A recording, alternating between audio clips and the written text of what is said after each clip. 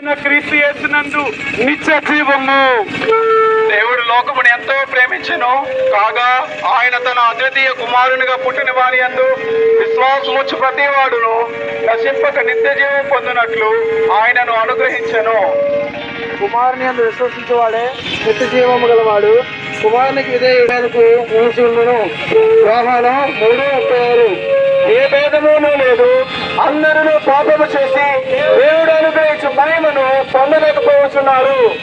ఇదిగో త్వరగా వచ్చుచున్నాను అని వారి క్రియ చొప్పున ప్రతి వారికి ఇచ్చుటకు నేను సిద్ధపరిచిన జీతము నా యొద్ద ఉన్నది. నీతిమంతుడు లేడు, ఒక్కడునూ లేడు, గ్రహించేవాడెవడనూ లేడు. తప్పి ఏకముగా పనికి మాలిన వారు ఇది.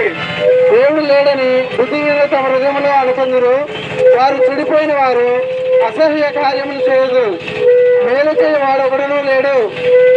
మన అతిక్రమ క్రియలను బట్టి అతడు గాయపరచబడెను. మన సమాధానార్థమైన శిక్ష అతని మీద పడెను. అతడు పొందిన దెబ్బల చేత మనకు స్వస్థత కలుగుతున్నది.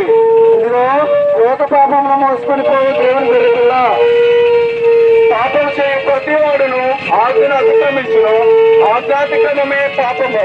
పాపములను తీసేయుటకై యేసుక్రీస్తు ప్రత్యక్షమాయెను. నేను పాపంలో పుట్టినవాడు, పాపంలోనే నా తల్లి నన్ను గర్భంలో ధరించెను. భూతిగాంతముల నివాసులారా నా వైపు చూసి రక్షణ పొందుడి.